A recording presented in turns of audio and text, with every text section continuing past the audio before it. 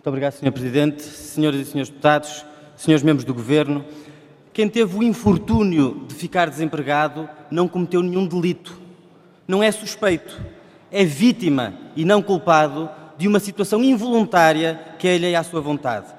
O debate que aqui trazemos hoje é, por isso, um debate sobre o respeito que nós nos devemos uns aos outros. É um debate sobre a dignidade com que nos tratamos. Um Estado que trata os desempregados como criminosos é um Estado que não respeita os seus cidadãos. Obrigar os desempregados a ir a uma junta de freguesia de 15 em 15 dias, carimbar um papel para fazerem prova de vida, é um procedimento vazio do ponto de vista do acompanhamento a que os desempregados têm direito e é um procedimento burocrático, sem qualquer conteúdo, que trata os desempregados como se fossem arguídos com termo de identidade e residência. Além disso, custa dinheiro a quem já tem pouco dinheiro. Porque pagar transportes para fazer uma coisa inútil, e às vezes são 7, 8, 9 euros, é um luxo a que os desempregados não se podem dar. E se falharem 2 apresentações quinzenais, perdem o subsídio de desemprego. É uma injustiça, é um desrespeito e é uma humilhação inútil que as pessoas não merecem e, por isso, tem mesmo de acabar. Perder o emprego, sabemos todos, é sempre uma desgraça. Não é apenas o rendimento que se perde, é o cotidiano das pessoas que se esfrangalha, é o isolamento que cresce, é o sentimento de inutilidade que fica em causa. E por isso a obrigação do Estado é garantir a proteção social das pessoas que se viram involuntariamente nesta situação. É ter um serviço público de emprego capaz de canalizá-las para uma nova função compatível com as suas competências profissionais. É propor-lhes uma formação que seja útil, que seja pertinente, que faça sentido, que seja adequada, quer às suas qualificações, quer aos seus interesses. Nada disto é garantido pelas apresentações quinzenais. É bom lembrar, em particular às bancadas da direita, que o subsídio de desemprego não é um favor que o Estado dá às pessoas. É um direito previsto na Constituição da República, que aliás resulta das contribuições que os próprios trabalhadores fazem mensalmente, entregando uma parte do seu salário à Segurança Social. Achar que o exercício de um direito deve ter como contrapartida uma humilhação quinzenal é uma ofensa. E ao acabar com esta ofensa, nós estaremos hoje a responder aos desempregados.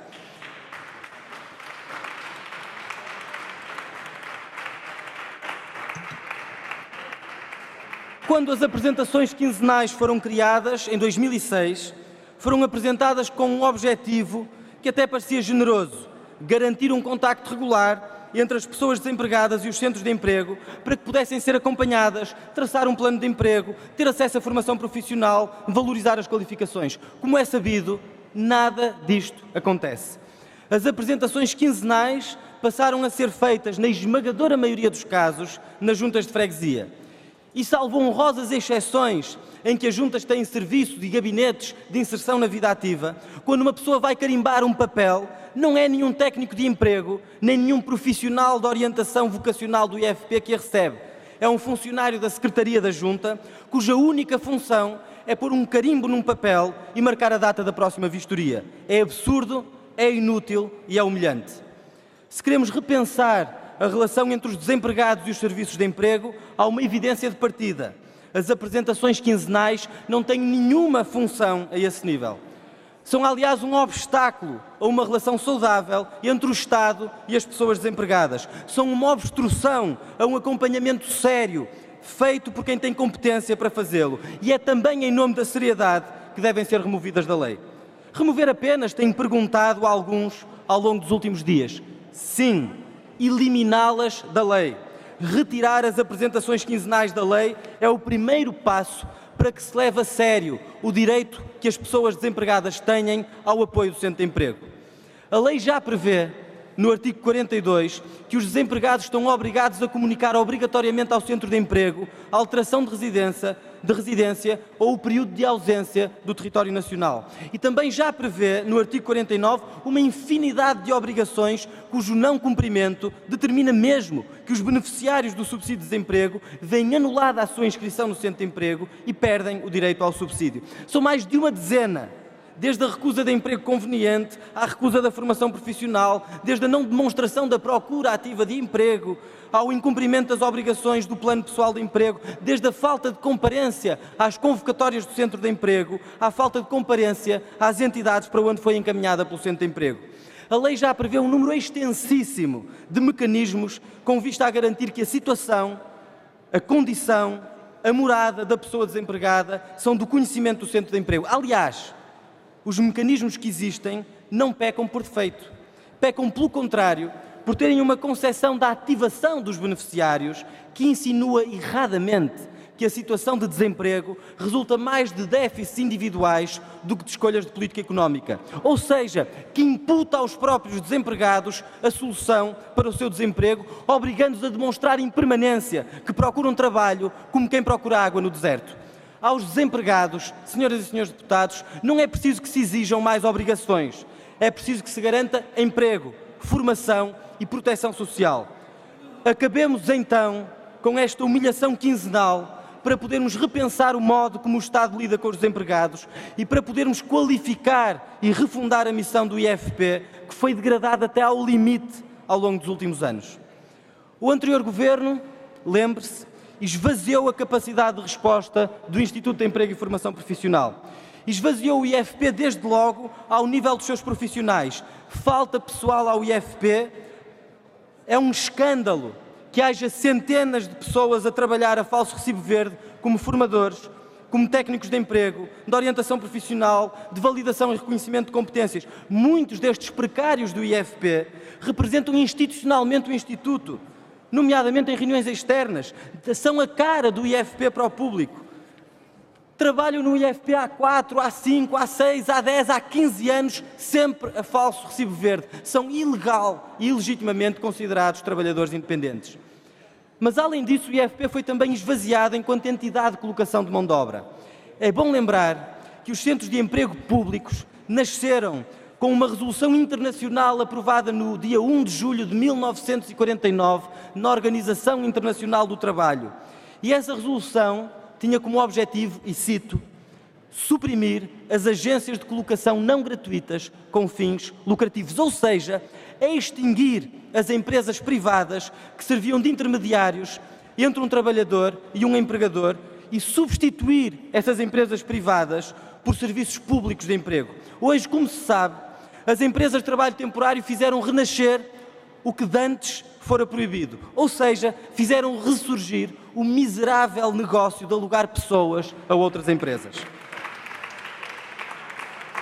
E como se isto não bastasse, o anterior governo aprovou em 2015 um decreto-lei para que as empresas de trabalho temporário passassem a operar nos próprios centros de emprego. Ou seja, privatizou a colocação dos desempregados, pondo o Estado a financiar o negócio das empresas de trabalho temporário para fazerem aquilo que cabe ao IFP fazer. Se queremos valorizar a função dos centros de emprego, temos também de acabar com este negócio deplorável e atribuir aos centros de emprego a missão que lhes pertence, serem a plataforma de encontro entre as ofertas de emprego disponíveis e os desempregados que procuram um emprego compatível com as suas competências. Mas há uma segunda dimensão da degradação da missão do Instituto de Emprego e Formação Profissional, que é o modo como se tem tratado a própria formação. Nos últimos anos, os centros de emprego transformaram-se em centros de gestão punitiva dos desempregados. E a formação passou a ser feita em pacotes, assegurada por formadores a falso recibo verde e com uma única orientação central: manipular as estatísticas do desemprego. Este modelo não faz sentido nenhum. As formações propostas não têm em conta, regra geral, a realidade local e a economia do território. Não têm em conta o perfil da pessoa desempregada. Ignoram as suas qualificações, os seus interesses, a pertinência da formação para aquela pessoa. São pacotes que é preciso encher com pessoas para que os técnicos apresentem números e para que os ministros façam desaparecer desempregados das estatísticas, mesmo sem terem criado um único emprego. Foi isto que aconteceu nos 4 anos com o governo do PSD e do CDS e sim, é também isto que é preciso mudar. Acabar com as apresentações quinzenais, um procedimento vazio feito nas juntas de freguesia, não é substituí-las por um procedimento igualmente vazio feito nos centros de emprego, o que aliás seria ainda pior, porque os centros de emprego são mais longe da residência das pessoas e a deslocação até ficaria mais cara. Não, o objetivo não é esse, é acabar com as apresentações quinzenais, seja nas juntas, seja nos centros de emprego. Acabar com as apresentações quinzenais também não é substituí-las por apresentações igualmente vazias, mas mensais. O problema das apresentações obrigatórias não é um problema de periodicidade, é o facto de serem vazias e humilhantes, e por isso burocráticas, e por isso totalmente inúteis. Há meses que o Bloco de Esquerda mantém um diálogo com o Governo sobre este assunto. Hoje chegamos a um compromisso, e para que não haja dúvidas, esse compromisso é acabar com as humilhações quinzenais, não as substituindo por uma romagem mensal que fosse igualmente inútil. Mas sim, isso sim, para refundar o modo como o Estado olha para os desempregados e para a sua dignidade. É certo que não resolve tudo, mas estaremos a começar pelo princípio, que é o respeito que as pessoas nos merecem. Muito obrigado. Muito obrigado, Sr.